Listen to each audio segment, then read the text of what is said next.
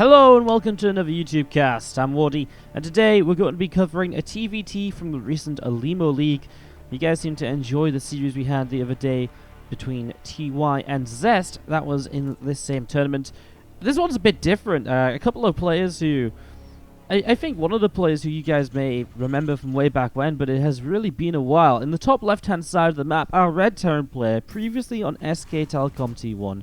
This is Dream, your two-time SSL runner-up. I mean, just what a legend in general Dream was.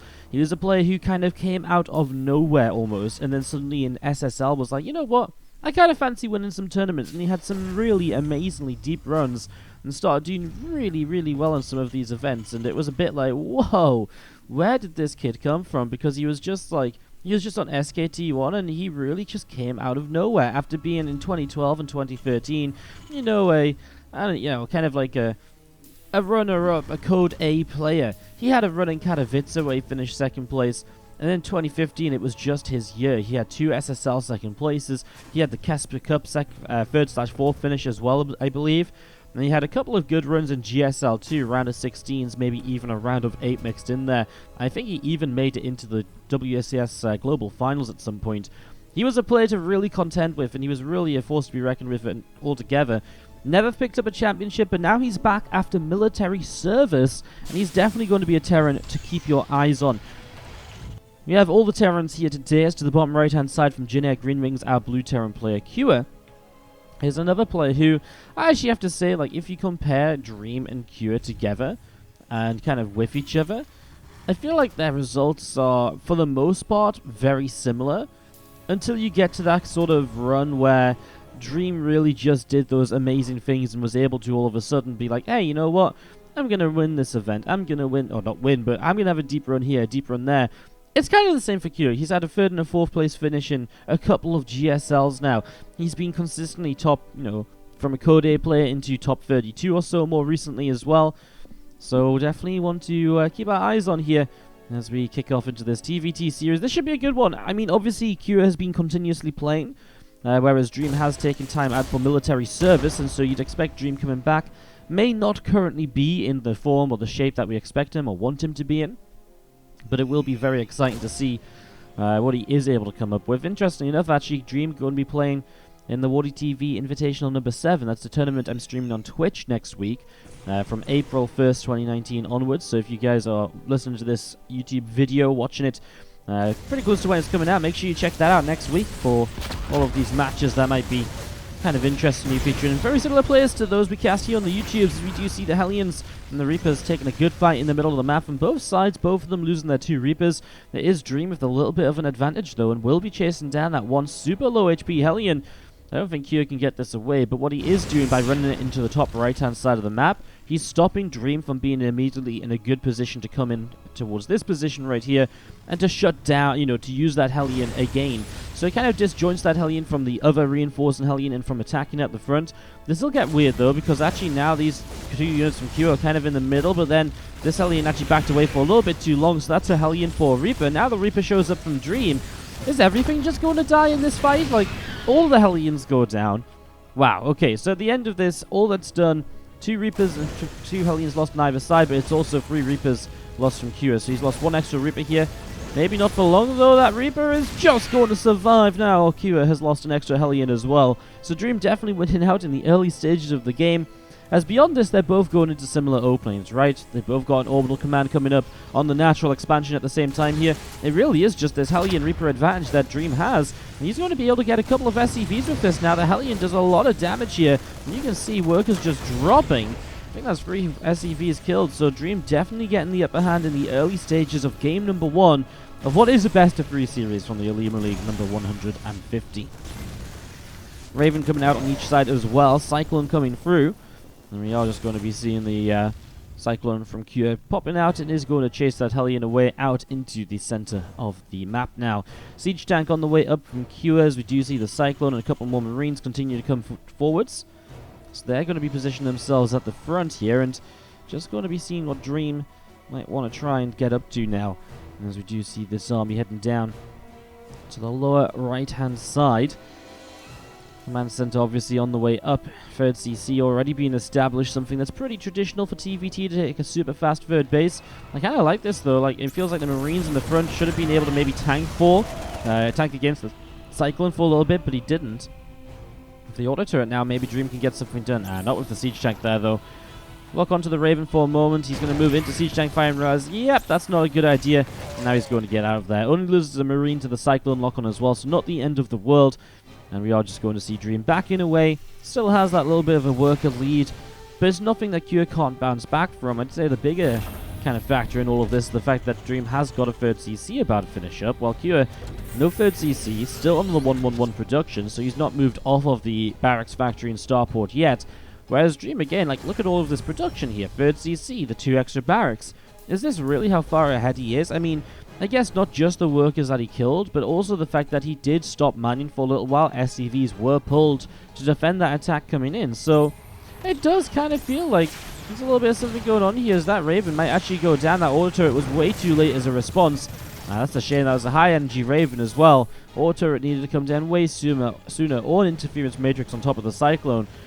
And that's Cure kind of maybe showing us a little bit of prowess, a little bit of a better experience with these abilities that have come around since Dream last played StarCraft 2, or since we last saw him in high-level tournaments, because that was, what, back in the start of 2017 or so? I think he joined the military in the first half of 2017, hence why he's done now in the first half of 2019. So, yeah, maybe, obviously Cure maybe is just a little bit more refined with his Raven usage and so on, and little things like that, those little weird situations. It's like, well, if Dream had just dropped an interference matrix, that Raven stays alive. He could even turn around with that Raven and drop it, but just didn't. And Cure definitely making the right moves, and while he is still a couple workers behind on a third base and behind in production, he is getting a little bit of a push up this left-hand side, and honestly, Dream does not have the map control to see this coming. It's completely avoided these 2 Cyclones, which are now going to be out of position in the middle of the map.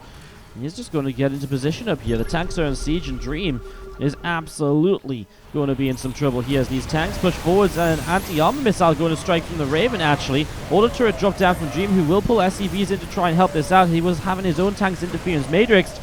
The Cyclones will come in from the right-hand side, but they aren't going to last very long. Going to try and pick up the Raven kill. I mean, the Vikings could jump back up into the skies to get the Ravens if they wanted to. In fact, a couple new Vikings showing up, but they might have to land just to survive this attack. Both the Ravens of Cure are going to stay alive as well, and more SCVs are dropping. Auto turret drops down as well just to help out. Vikings will land as well. Just trying to clean up these couple of extra reinforcements that showed up here, but this is Cure taking quite the advantage. He's going to go up by 10 workers in this game.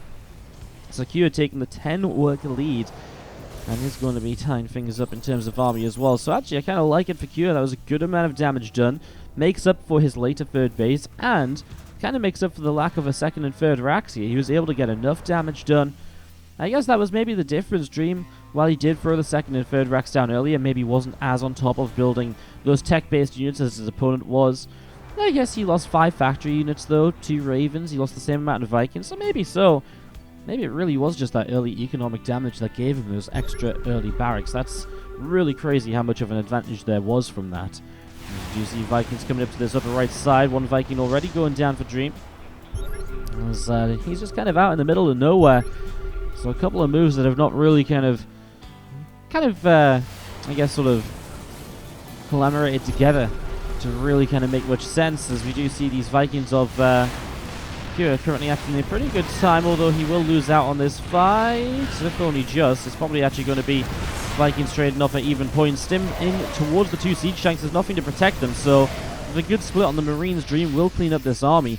He has them 1-1 upgrades already as well, which means he will also have 2-2 a lot faster as his armory is about to finish up. And those are huge advantages to play with, by the way, in Marine tank versus Marine tank. In any mirror matchup, upgrades are super important, but I almost feel like Marine tank versus Marine tank, they can be the most important.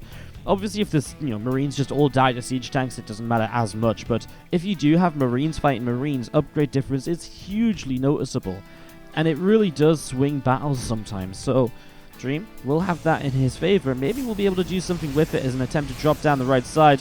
We'll not see any form of success as Cure is in position with a whole bunch of units. However, Dream going to use this as a distraction, moving out onto the map with the rest of his army, although it isn't very large. It's not scary at all, is it? It doesn't feel scary, at least. Unfortunately, I don't think he's going to hit before the 1-1 upgrades of his opponent, so he's not going to have this timing advantage, but he might have the 2-2 at some stage if the game gets to that point. Marines, Vikings, and a couple of medevacs here from Cure just hanging out in front of the natural. We see those Marines from Dream running away up to the right-hand side. Actually going to get underneath that Viking, is able to get a kill. A couple of tanks sieging up here and are going to be working their way through that supply team. But just a few of these Marines unloading in the back of the mineral line, and, well, quite a lot of SCVs starting to go down. Tank fire is pretty good so far. Those Marines pulling back a little bit. More Marines of Cure trying to come on through here. In the middle of the map, more Marines and a tank coming across as well, and those tanks still just firing away quite nicely. Sun's Tower is going to go down. SCV is just going to be taking a little bit of damage. And there is, again, this army from Dream. He decides just to go for the drop around the left-hand side. Both of them have this Sensor Tower to the left and on the top side to the right as well. So both of them with this Sensor Tower here definitely having the opportunity to see attacks coming in. Q is also still taking damage in the back of this natural expansion. So Dream's still with a position there, but now Q's got a counter-attack up to the top side. While there's one tank siege up, there is Marines nearby, so this is holdable, definitely. Dream making some good moves so far here, as we're going to see those few Marines need to be careful. Medevacs and Marines going to come down, going to chase away this little army of Q. There's two Medevacs through the bottom side of the map, as we do see the Medevacs here boosting away as well. Those Marines actually just going to unload in a little bit of kind of everywhere. Just go for this mineral line here, go for the mineral line in the main base. Applying a lot of pressure, doing a lot of damage. Chasing down this little bit of an army as well. These Medevacs are in some trouble if Q doesn't boost them away, but he will get to them, he will boost. There's so much going on around the map right now that it's completely understandable when players are not boosting their Medevacs right away or controlling to chase those Medevacs perfectly as you might usually expect. Those two tanks there kind of feel like they've just been abandoned, by the way. I mean, he scans again and will actually get a few SCV kills, I guess. How many kills do these tanks have? 11 between them. It's not too many. I feel it's that sort of stage where maybe it's worth actually just unsieging these and bring them around to the main army. Unless he really wants to keep this position right here. He is going to kill a siege tank pretty nicely. He's going to get two. He should get that one in the front. Yeah, he gets 2 for 2 then. Well, that's not bad at all, as that tank will go down. Medevac's trying to position on this right-hand side will be deflected. The Vikings, of course, very good for keeping these units at bay. Kyo had a much faster 4th command center, but he's not really been able to utilize that at all. And so Dream, going into his 4th base right now, is still going to be mining from the 4th base at the same time as Kyo is going to be mining from his. And Dream up in army supply, up in upgrades, up a few workers as well. This game is looking good for him. I think the one big thing for Dream is that he might just over-focus on this right side of the map. We already saw Kyo one time go across the map with a counter-attack, and there he is already moving through the center. I think the one thing, just Dream does not want to be on that right-hand side while Kyo arrives at his natural expansion, right? So, just needs to keep that in mind, although he does have reinforcements coming through, and he is actually pushing through the center himself now, has a drop on that right side as well. Kyo will end up taking the bottom side 4th base because of how this game has been setting up. Are we going to see a successful push up this ramp? I mean, he's going to go for this. There's quite a lot of tanks here. These Marines need to split up. They're so stacked as they take a lot of damage. They're dropped from the top side, coming in as well to help out with this now. 2 upgrades on either side, so there's no advantage here or there for either player. These 2 Marines going to still try and keep pushing it in towards the natural. That siege tank might be in some trouble. Get rid of that tank. Oh my god, these Marines keep stacking rather than splitting up. All it takes is a couple Marines ahead of the rest, and suddenly this tank fire does nowhere near as much. Because we're going to be seeing Kyo down, 25 supply. Dream's going to drop a few more units over here, realizing he's kind of winning the fight towards the natural, so he's going to keep on trying to fight this. However, these Marines fighting SCVs means they will eventually be outnumbered, and now it's only siege tanks left over here, which means they're a little bit vulnerable to drops on top. A few more Marines are going to try and drop in for Dream to defend. The Marines and tanks are pushing in from Kyo, and this looks like it will be a cleanup from our Blue Terran player, as he is going to take down these last couple of tanks. Down in supply still, he is definitely hurting after all of these attacks, but, well, he does survive. Cleaning it up gives him the opportunity to maybe survive a little bit longer. Army's just sat in the center here. Going to be seeing a couple tanks sieging up. Marines pressing forwards. Dream going to be pressing through. A tank going down. Now, this actually was not a good fight for Dream at all. Fighting into those sieged up tanks. Suddenly the supplies get that little bit closer once again. That's all it's going to take. Tell you what though, those final set of upgrades, the 3-3 from the Terran on the Marines from Dream, those are going to be really awesome. They're going to do so much damage in comparison to Q's 2-2 Marines, which are still not starting on 3-3. Those lack of upgrades It might just keep things kind of with them, you know, it might just keep Dream in momentum here, as we are going to be seeing him lifting up his main base orbital, relocating that to the right-hand side. He's only missing out on about 400 gas in that main, and gas is not an issue for him at the moment. So once a new base to mine from, a new base to mule on up. You have to be careful, though, because it's not a planetary fortress, so it is very susceptible to drops. Another sense tower here as Dream will secure position and information in front of his base. This medevac not going to last very long either. We'll just target down a few more SCVs with these last few Marines. Dream getting some good damage done. 64 workers on each side of the map as we still see Q with Marines, tanks, and medevac sat in the middle. We're going to be seeing more units from Dream coming out into the middle as well, and just going to be seeing a +3 armor upgrade from Q on the way on the engineering base. No +3 attack. So here we go from the top side. Marines and tanks fairly well spread as they start to come down through the center. Q's army here starting to push forwards just a little bit, and we are going to be seeing these Marines going to stem straight through the center, straight through that choke point. Dream is going to be on siege going into this fight, but let's see if the Marines and their upgrades will be able to do enough. It seems like no, because there's just so many more Marines here, it seems, from Kua. And the fact he had more Marines but less tanks means that when he catches Dream off guard in a fight like this, Q is absolutely going to benefit from this way more than Dream is, because Dream doesn't have the Marine count to really say, okay, we can skirmish without tank fire, that's fine. No, not at all. As Marines splitting up here once again, a tank goes down. Marines and Vikings from Q coming forwards as well. I mean, this is still back and forth from either side at the moment. +3 attack and armor on the way here from Q, as we do see a couple of Vikings moving forwards. Marines stemming in, and the Vikings going to get turned away.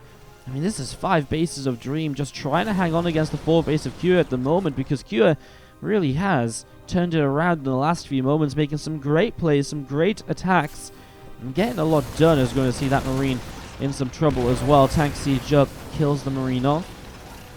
These 2 tanks get sieged up as well here from Dream. Just going to be sat up on the top side. Marines, tanks, and medevacs all gathering together as well. This command center from Q going to be coming over to the far right. Again, another couple of siege tanks sieging themselves up, and we are just going to be seeing those Vikings pressing forwards, looking to see what they can do as well. +3 vehicle weapons on the armory. Still, those tanks continue to siege up orbital on the top side again. 5 bases on the map from Dream is a real good number. As Q going to take a planetary fortress here. He's going to get up to his 5th base as well. Has a few Vikings doing their air control, might start to make a bit of a difference here. We've not seen much air control at all taken in this very scrappy back and forth TvT, but now that we've got Liberators on the way up from Q, it might really become quite a serious something to think about. Marine numbers here from Q just absolutely overwhelming the Marine numbers from Dream, so Dream in a little bit of trouble to that left side. I guess he has the planetary to help him out, spreading his army out in the center. Does he want to try and break this middling position? He might, while those Marines were out of location over to the left. Does he need to? I don't know. I think he could probably get away with just dropping around the map for the moment.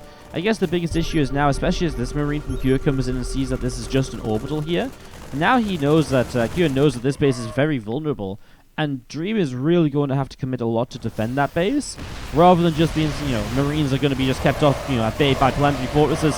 Well, here we go. Big surround from Dream coming in from all sorts of angles, but is it enough? The tanks were already sieged up from Q. Dream was the one making the move in. With the air control remaining, the Liberators are going to siege up to clean another couple of tanks. These Vikings do need to be a little bit careful, but, well, you know what? The tanks are going to protect them, protecting the Liberators as well, and so Dream loses out in the center here, and these fights are no longer going his way. And again, that was so well set up for Dream. He's really just lost the last few fights a little bit, and, well, Q just maybe showing his expertise here, and maybe his recent experiences in TvT again. Dream's just come back very recently to playing once again, so that's worth keeping in mind, as a couple of Liberators will siege up right on top of those 2 siege tanks.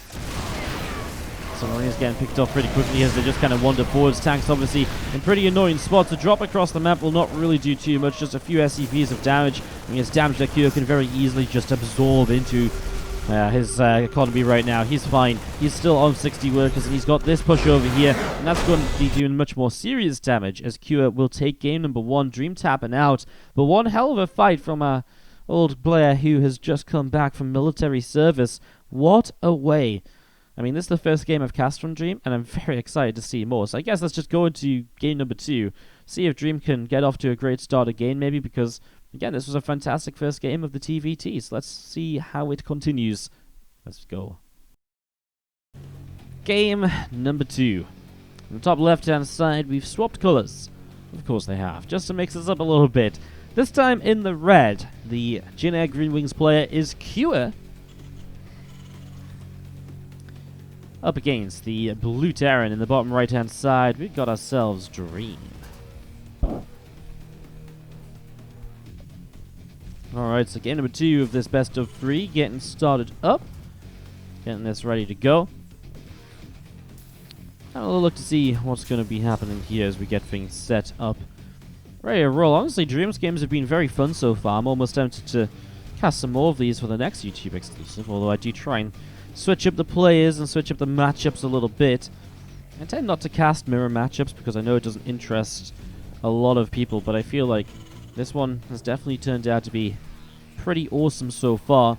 We'll just take a moment at the start of the game, of course, to say if you are enjoying the cast and the matches, guys, that the subscribe button is right there. Hit it. See when we put up new videos. We upload a video a day of StarCraft 2 content. From stuff we cast on the stream 4 times a week to currently YouTube exclusive casts 3 times a week. So it's a good little mixture, and it's something that's a new little format that we've been trying out for the last couple of weeks, and so far I'm kind of liking it, but we'll see how it continues, I suppose. As we do see the orbital command starting to morph in here from Cure. So getting this up, ready to go, and the factory dropping down from Dream in the main base as well. So getting that factory dropping down from Dream here, going to see the supply depot dropping down behind this mineral line as well. Getting this set up and ready to roll as the command center from Cure going to be coming through. It should be done in just a few moments. Reaper on the way up, and again just going to be seeing this factory coming in as well. So getting that factory rolling. And yeah, everything just getting set up quite nicely at the moment. Just a fast expand from Cure. So a little bit different to what we saw in the last game from both of them, which is what Dream is doing once again here. The double gas opener. With double gas, you set yourself into a pretty nice position to begin with. And you kind of then pull out of gas a little bit. You just have the fast factory while still having the minerals to expand pretty early on. The problem is you don't have a lot of chances to be aggressive against someone who opens with a 1 gas expand. So while you're very safe against a lot of other builds, you really don't have many advantages against someone who does in the end just go greedy and takes that risk. Dream will again win the early game fight, picking off that Reaper. I have to say, the amount of early game fights that he's winning, it really gives me kind of confidence that he's once again this kind of micro master that he used to be. Hasn't let that slip from his skill set at all. He's already killed 1 SCV and will hop into the main base, and he'll get a second SCV before this day is done for the Reaper. So delays the starport as well, even if by just a couple of seconds. That is nice, and some good initial damage here. Slows down the CC as well, which is really nice because obviously he's slower on his own command center. Now with 2 Reapers and a Hellion here, they definitely win out over 2 Marines and a Hellion. So right now, Cure still just has to sit on his ramp and say, okay, well, good job, Dream. You've out-microed me once again, and again, I am just going to have to sit back and succumb to your pressure for a little while. 4 Marines now, but a second Hellion showing up. Good Reaper grenade to start as well. Actually gets rid of a couple of units so far. Has to back away, I think, because those Reapers are super low. They'll try and go down the ramp. This Reaper hops up. Loses 1 Reaper. So overall, 3 SCVs and a Reaper for a Hellion and a Reaper. But I think you take that any day of the week. And Dream has also finished his orbital command at the same time as Cure has. And so Dream has really cut away any sort of advantage that was here and in play in this situation. There's a couple of Reapers and a Hellion going to be hanging out just on this ramp. It's one of those weird maps where you've got these kind of 2 ramps into the natural area, and because of that, sometimes if your opponent does have enough units, they can come around the top side, pop up this ramp, and then take away your high ground ramp-based advantage. Not going to matter much here. What's the likelihood of Marines attacking across the map? If there's Reapers and Hellions, sure, Cure might be across there trying to get something done, but not realistically with Marines. They're way too slow. They're very surprisingly immobile for the early game of TvT. I mean, you think Marines are this very mobile composition, and they really are when you've got a lot of them, and it's that middle stage of the game. But for super early game, the Hellions, the Cyclone really do just do that much better. The Reapers as well, of course. And that's what we talk about when we talk about early game TvT mobility. Is this going to be a little bit funky for Dream? I kind of liked it if he'd gone up to the top side and caught these units out of position. But obviously just fighting against the Marines just gives Cure a whole bunch of extra damage output to use in the army. Cyclone up to the top side. Liberator on the way out from Cure. Tank and a Viking on the way up as well. Marines continuing to pop on out as these couple of Cyclones still setting up on the top side. I mean, the problem is with this many Marines, it's hard to really find that much value with the Cyclones. With the Raven as well, it's like, what are you going to do? Drop an anti-armor missile? Well, that doesn't really benefit you right now. All the turrets just going to get killed. Interference Matrix doesn't really work because the main threat is actually the Marine count. So, not a lot that Q can really, that Dream can really do here as he backs away. Q are doing just fine, sitting back and poking around with a Hellion and Cyclone over to the right-hand side of the map so far. So Hellion and the Cyclone hanging around. We see another Cyclone from Dream up into the center. Excuse me. This is now triple Cyclone, double Raven, so it's a lot of really kind of, I guess, just early game aggressive units. This Cyclone Hellion from Q as well has no idea about this apparently, and I don't think Dream knows about those either. Oh my god, now they're going to end up getting surrounded somehow. How do these fights continue to just be so bad for Dream, I feel, every time? Drops the Matrix to get rid of that Cyclone, but, I mean, that's already energy from one of the Ravens that you didn't really want to be spending like this. And at this sort of time, you kind of want to be slowing down this push, because with the siege tanks, this is kind of dangerous. Dream does have a tank of his own. Okay, well, he absolutely needs to get that into position here, as once again, he's already on that third CC. 2 extra barracks are built, and he's just so much faster on his production in the third base than Cure is. I'm really surprised how Dream keeps doing this. Just those early advantages cascading into pretty huge mid-game advantages, which then gave him a lot of opportunities back in that game number 1. Vikings, a Raven, a couple tanks and these Marines. Sitting out right here, as you're going to see auto turrets drop down from both sides. An interference matrix on one of the tanks as well. No siege up from Dream as he's going to run away up the ramp with that siege tank. Just keeps it alive, will siege it up. So I don't think he was able to really capitalize that as much as he wanted to. He is with the Viking count here going to win out in the skies at least. Quite convincingly as well. He's even going to pick off one more Viking and then pull away. But Dream is down by 10 workers despite that faster third CC. So Q actually has the worker lead here. So that's kind of a big deal. Dream losing a few workers here and there, and it is actually a really big deal in this. Looks as though I missed I was wondering where the workers have gone. Turns out there was a Liberator from Q that probably hit the main base while we weren't watching, so apologies for that. I've been so enthralled by these fights. There was a Liberator from Q that picked about 8 workers of Dream off. And that's where the worker difference comes from right now, because there was no real reason for Dream to be this far behind on workers, so apologies for missing that, guys. One of those things. I really feel it's a single Liberator can do so much sometimes. It's so hard to spot in the minimap, especially when we don't have game hard enabled, so we don't have worker killed count. It's one of those things. Obviously, the series wasn't cast originally in the Olimoleague, and so no casters were there to tell the players, you better put game hard on. See those Vikings chilling out up in the skies. The couple of Ravens coming across as well. Marines and tanks coming over, and we are going to see a Marine in the center. Gets picked off. Dream leading the charge with a few Vikings and a couple of Ravens here. Cyclone locks onto a Marine. Able to pick up a kill. Oh, he doesn't have the air control anymore, though. He loses a Raven for nothing, really. And his Viking's obviously not going to do too well either. I feel like Dream is almost trying to force an issue that he doesn't want to force here. There's so many siege tanks, and yes, he might have stim, he might have more Marines, but what are you going to do when that many tanks are sieged up? He just lost his air control as well, and I feel like this is a switch from Cure compared to what we saw in game number 1. Which is the Liberator on the way out already. He's already just establishing himself into a air army. And we really didn't see that for a long time in the first game. It took 15 minutes or so for the air armies to start being developed. In this game, there was a few Vikings from both early, but this time Cure really makes sure to maintain the air control and to use that to his advantage. Just playing very defensively here. There's Dream posturing and looking for opportunities. Not going to find any at all so far. 2 Cyclones, tanks, Marines and a Raven coming across the left-hand side. A couple of Marines getting picked off already as we do see Dream going to actually push up this ramp. There's a couple of scans on either side. As the tanks from Q are pushing out as well. They're going to be coming forwards, and the Marines too, trying to see just what's going on.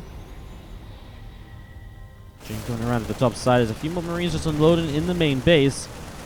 These SCVs getting picked off here, so quite a lot of workers actually going down already. A couple of Liberators going to start sieging up as well. I mean, this is exactly what Dream wants, right? He's got the more mobile force, he's got the drop potential. He wants to find these openings. He will get cleaned up. I feel like he killed off a good amount of SCVs to justify the attack.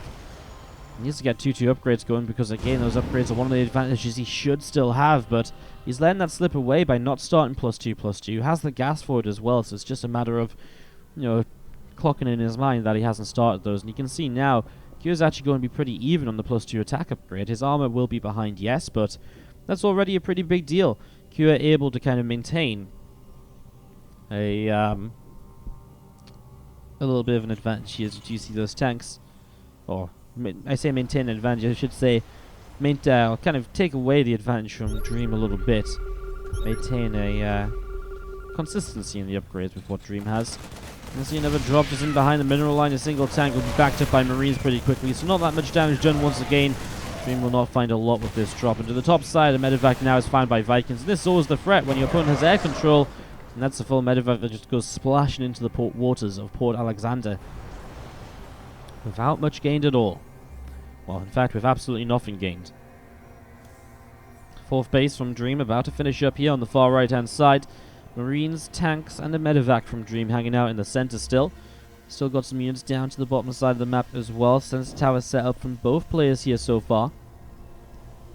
Keeping an eye on things. Dream already going up into a fifth base, something that he didn't really do very easily last game. He actually took the, if you guys remember, the fifth base with his main base orbital. So this time just going to build it up right away. So again, adjustments from both players here between the two games that we've seen of them. I do feel Kyo this time. His fourth base was much faster last time. He just finish it now and move it into position. Well, Dream again, the player who's going to take the initiative on the map control. Moving forwards through the center of the map already. Just having a little bit of a look around, seeing what he might be able to do. Picks off a Marine here. Marines and tanks moving over to the left-hand side. And we are going to see those Marines able to come through and able to pick off a siege tank pretty quick. So this fourth base in trouble. Obviously the fourth base itself can fly away, but all of these long-distance mining SCVs, they go down. Another nice strike from Dream, however, and this is where the air control comes into play. Libra is going to get one siege tank, and the force of the unsiege means the Marines can stim in. Now, they don't get much, though, as the tanks from Q are not there to back this up. T2 upgrades about to finish up from Dream, as we do see the bottom side command center coming up. There's just stuff going on everywhere suddenly. Marine or two up in this top side. There's auto turrets in this mineral line as well. Suddenly Q only has 45 SCVs remaining. Dream has just killed off a ton of workers here. This Raven picked up 6 kills. This little drop got a few kills. Obviously the base going down over here meant a lot of SCVs went down. And suddenly there's a lot of economy in play. That's pretty crazy so far. That's really crazy so far, as we see Marines and tanks hanging out here from Dream. We're going to be seeing the Liberator is taking a little bit of damage. Actually will die to that Cyclone lock on. Oh my god, but Dream, his army is just nothing like the army of Kua, and he's going to get completely overrun. Kua very easily overrunning this army here. Now a tank coming forwards, and a few Marines still trying to target down those medevacs. Siege tank continuing to fire Marines, pulling back up the ramp once again. Marines and tanks from Q still pushing across through the center. Coming over here, as you do see this entire army of Dream continue to just back off now. Has got the bases, has got the economy, but just needs the time and the defense to be able to put all of that to use. Because Q at the moment is pressing onwards, and Dream might just falter and die, honestly. That's kind of how close this is at the moment. This Raven doesn't quite get the auto turret down before the missile turret claims its life. Marines and tanks from Dream coming around the top side once again. Gonna start setting on up. A few tanks here going to unsiege, actually. Still got this bottom side base ready to roll. Marines and a tank from Dream pulling back a little bit. And he's gonna start pressing forwards. Tank fire is good. Blows up a supply depot already. Vikings going to be able to take down this orbital command, and this is just going from bad to worse from Dream, as Kua taking over the map with his army. Still only on 4 bases, Kua. Obviously that's fine, as he's starting to deal quite a lot of damage. Okay, this is a good hold from Dream. This is a position he can definitely hold on to. But then as soon as the tanks start firing from Kua, Dream just can't do anything but back away, and he doesn't have the air control. He's taking another shot on that tank, and it goes down. Another siege tank lost here. +3 attack and +3 armor on the way in on those engineering bays. A counter drop, though. Okay, I kind of like it out of Dream. This suddenly feels as though it's got some potential, right? couple of tech labs starting to go down. We're going to be seeing this, this entire production line is going to fall, and that does kind of force Kira's hand on this side of the map. Kira is going to be able to defend the natural, but everything in the main getting shot down at the moment. Will not be able to get that out of the factory though, so that's at least something which Kira will keep alive here. And obviously there's a large army trying to make moves, pressing forwards. These Marines are actually going to come and try and fight, trying to hold this base. I feel like this is a mistake from Dream. Instead, he should just hold his own production lines. I guess it's tough if you're being backed away into a corner. The Liberators here now starting to push these siege tanks back as well. And so Dream will not have just like an endless supply in the main base. It will be cleaned up. It's going to be seen on this bottom side as well. The planting fortress is going to be dropping very shortly. Kira has so much money, so as soon as he gets his production back up and running, he's going to be able to take a huge supply lead, even more so than what he already has in play. You see those Marines going to try and do as much as they can, denying the upgrades. Maybe that can allow for some better efficiency as the game continues. Marines run into siege tank fires. The medevacs lift them up. They thought they could get the Liberator, but the tanks were already sieged so far forwards, it was definitely not the case. And now Marines stimming underneath those medevacs. Liberators will punish the medevacs for being over dead airspace. Oh no, it just goes from bad to worse here. There's no getting out of Dream's army. And so this is all going to go down. I mean, again, the Liberators don't kill the medevacs super fast, but they do apply the pressure so that they'll go down at some point. That's going to be one more dead medevac as the missile turret gets the shot. Dream with reinforcements through the center of the map now, moving to the top left-hand side, looking to see if he can get a bit more done. Liberators sieging up on this left-hand side base. Just going to be seeing those medevacs unloading on the bottom. Marines and medevacs getting ready to push on through here. Some Marines and tanks. Well, the tanks get sieged up. The Marines start to fight. Actually, a huge concave of Marines right now. Vikings here as well as these Marines continue to press forwards, and we are going to be seeing just not enough at all from Dream. His army gets annihilated, and Cure continuing to look very good here as he's looking to go 2-0 against Dream in this best of 3 series. A couple of tanks from Dream will unsiege, will start to back away. We've got Marines and SCVs trying to relocate to new bases, the Orbital Command as well. But Dream's army, I mean, it's not, it's 34 to 66 army supply, which is bad. But it's going to be even worse when the production kicks in again from Q and he is able to spend all of that money. I think that's actually the huge thing that Dream is not leaving the game for right now, because at the moment he looks at this and he's like, well, you know, yeah, your army's bigger than mine, but you're maybe like a couple of one unsiege away from maybe losing those tanks, and maybe I'm back in it. That's definitely not the case, as of course Q spends all of his money and the army grows even larger. So Dream going to keep on trying as he runs around the left. He's got a drop on the top side. That's cleaned up again by the Vikings. And I feel like the air control of Kiev throughout this entire game has been extremely important as well. And it's been a pretty big deal, honestly, as we see a few of those Marines here from Dream. Going to go running in towards the back of this mineral line and just trying to get a few more SCVs. Again, anything they can get right now is going to be looked at as a bit of a victory. And you get another SCV or 2 Marines here from Cure. Yeah, we'll come in and get some more damage as well. Armory on the way up from Cure. The siege tank, a couple more medevacs continue to come through as well. This Marine on the bottom side also picked off by those Marines. And here we go, Dream going to start pressing out into the center of the map. So Dream coming into the middle of the map right here. To the bottom left-hand side, a few Marines hanging out as well. Armory from Cure setting up in the main base. And again, just going to be seeing Dream coming through the top side and, well, trying to just do something else, right? Is that sort of stage of the game where it's not looking good at all. These Marines come in from Cure, able to clean out those Marines over here. This is looking real bad as the medevacs from Dream loading up. They're going to try and drop in towards the main base, it seems, as we do see Cure continue with Marines, tanks, and Vikings. Running over to this right-hand side. Here go the Marines unloading in the main. Going to be able to pick off this missile turret already. The Marines and tanks pushing their way on the other side, though. So, I mean, he's got to drop in the main while he's going to be losing an entire base of his. Again, the army of Q is just way too much here, and his Dream will be shut down here by reinforcements of Q, who still, by the way, is on 2-2. I know he got his upgrades denied, but, I mean, how many times this series have we seen upgrades being in favor of Dream? It's crazy. Especially the 3-3, as we see this army here from Q does crush through. Again, a couple of drops are still being very frustrating, but there is nothing to stop Q from just going into the production lines and shutting down the rest of this. As these Marines trying to press forwards, it's not going to do anything. GG is called, and Q takes the 2-0 in the best of 3. Pretty awesome TvT series, guys. If you liked it, do leave a like on the video. Don't forget to comment down below as well. Let me know your thoughts. Let me know what you thought the players maybe should have changed up or so. And any questions as well, always feel free to drop them in the YouTube comments. I'm always reading them.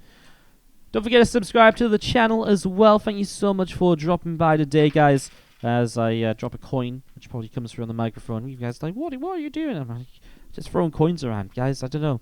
Alright, terrible ending of the video. What can I say? See you guys next time. Thanks for watching Cure vs. Dream.